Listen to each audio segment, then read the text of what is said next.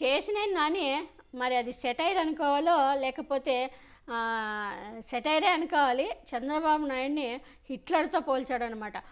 మా అందరికీ చంద్రబాబు నాయుడే హిట్లరు. చంద్రబాబు నాయుడు హిట్లర్ ఎలా చెప్పితే అలా అప్పుడు ఎలా నడిచేదో ఇప్పుడు మా తెలుగుదేశంలో కూడా చంద్రబాబు నాయుడే హిట్లరు. ఆయన అధ్యక్షుడు, ఆయన ఎట్లా చెప్తే అట్లా హిట్లరు.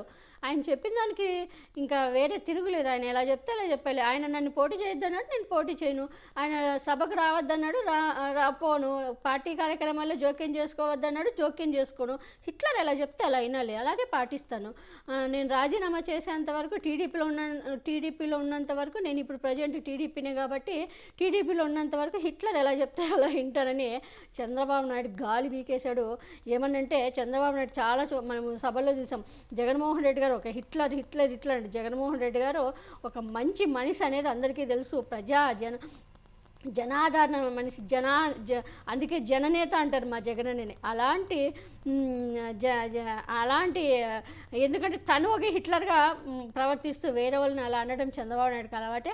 అదే ఎప్పటి నుంచో సీనియర్ అని ఎప్పటి నుంచో ఉన్న కేసీఆర్ నాని టీడీపీ ఎంపీనే ఈరోజు చంద్రబాబు నాయుడిని హిట్లర్తో పోలుస్తున్నాడంటేనే మనం అర్థం చేసుకోవాలి చంద్రబాబు నాయుడు ఎంత పార్టీని, ఎంత అంటే నాయకుల్ని ఎంత చెప్పు చేతుల్లో పెట్టుకొని వాళ్ళని హింసిస్తున్నాడు అనేది. కేసీఆర్ నాని గారు ఏం మాట్లాడారో వినండి. నేనేం పెట్టాను, అధినేత ఏం చెప్తే అది రామభక్త హనుమాన్ లాగా అదే పాటిస్తానని చెప్పాను. జనలేదని సెల్ఫ్ ఎక్స్ప్లెనేటరీ అంటారు. అంటే రెండో క్వశ్చన్ అడగడం లేకుండా పెట్టేది. దాంట్లో ఏం పెట్టాను, అధినేత ఆజ్ఞలను తప్పకుండా శతావేశం పెట్టాను. అంటే అర్థం ఏంటి, మీరు అర్థం చేసుకోవాలి. దాంట్లో మాట్లాడడానికి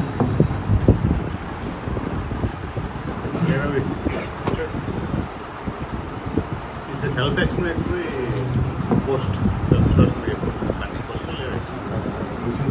బాస్ ఏం చెప్తే బాస్ ఈజ్ ఆల్వేస్ రైట్. అంతే కదా. నేనైతే అనుకోను సార్, ప్రస్తుతం నా బాస్ అంటే కదా. Boss is always right.